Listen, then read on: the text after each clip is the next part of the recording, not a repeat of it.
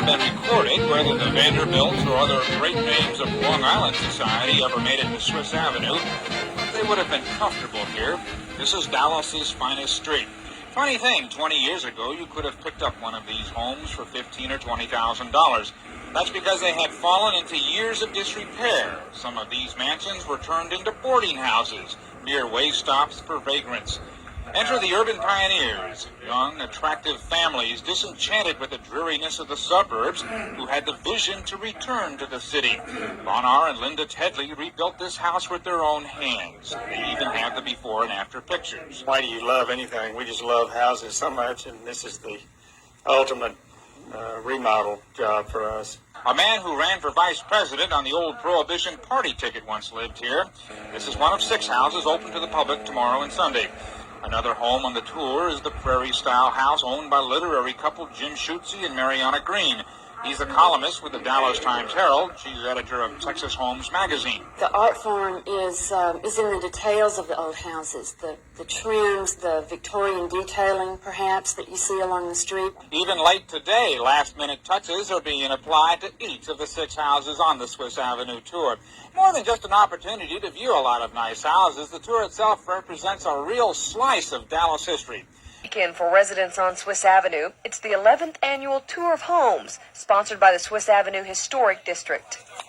Some homeowners can't help but get in the spirit, because this is considered one of the largest areas of early 20th century residential architecture in the Southwest. And for all of you who've wondered what these homes look like inside, here's your chance. This home was built in 1916. It's full of antique chandeliers and leaded glass cabinets. And if you thought all these homes were owned by gray-haired millionaires, meet Andrew Magliolo. There's a lot of young people that live on this street, and they're not necessarily all millionaires. I know one of them isn't. Magliolo and his wife are part of the new blood in Swiss Avenue. They've used their talents and money to restore this old home for new reasons. Well, if you can imagine having a place away from it all in the middle of town. You know, we're only about 5 minutes from downtown, so it's a real close-in neighborhood, but at the same time it's very pretty and very quiet. And believe it or not, Magliolo says the thick walls give him lower energy bills than in the new home he owned before. When we first began, it was just something we wanted to do. It was a challenge, and it has turned into a labor of love now, and I think there's a chance we might stay because it turned out so well and it's been so comfortable for us. If ever there was an example of neighborhood preservation, this is it. It's the Swiss Avenue section of Dallas.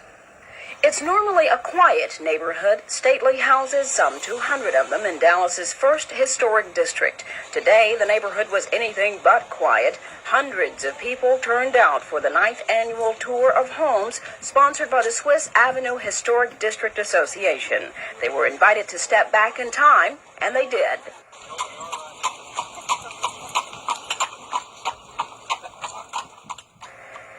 This residential area encompasses 140 acres in Old East Dallas. It was developed over 70 years ago. The tours have grown more and more popular, patrons paying $5 each to tour homes which in many cases have been preserved.